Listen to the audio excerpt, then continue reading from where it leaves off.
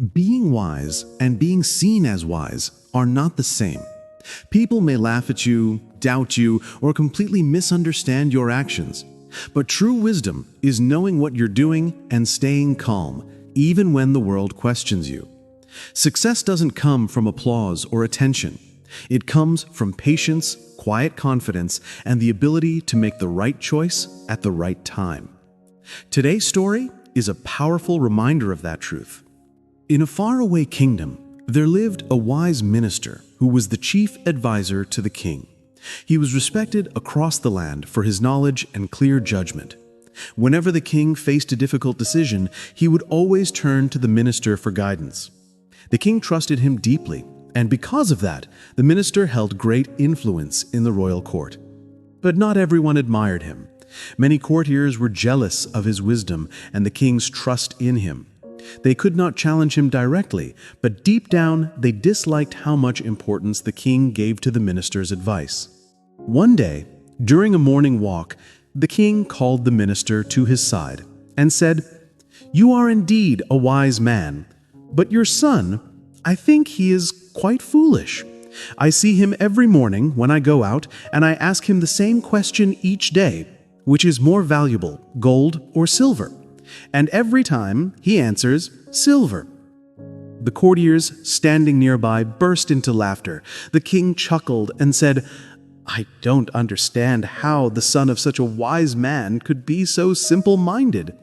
The minister felt embarrassed, but didn't argue. He bowed respectfully, said nothing, and went home quietly. That evening, he called his son and asked gently, "My son, tell me honestly, which is more valuable, gold or silver?" Without hesitation, the boy replied, "Gold, father. Everyone knows that." The frowned. "Then why do you tell the king every day that silver is more valuable? Today the entire court laughed at you." The boy smiled calmly and said, "Father, every morning when the king asks me that question, he places 2 coins in front of me, 1 gold and 1 silver. Then he says, 'Take whichever is more valuable.' Every time I take the silver coin. The king laughs, thinking I am foolish, and walks away. But the next morning, he asks me again, and I get another silver coin." The minister was puzzled. "But why? Why not just take the gold coin once and prove you know the right answer?" The boy led his father to his room and opened a small wooden box.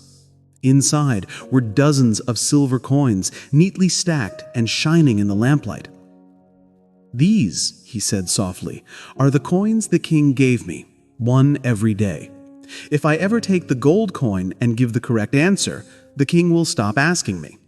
And when he stops, I'll stop getting coins.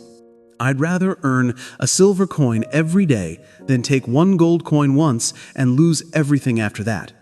He smiled and added, "The king laughs because he thinks I'm a fool. But I know what I'm doing. I'm not collecting coins. I'm learning patience.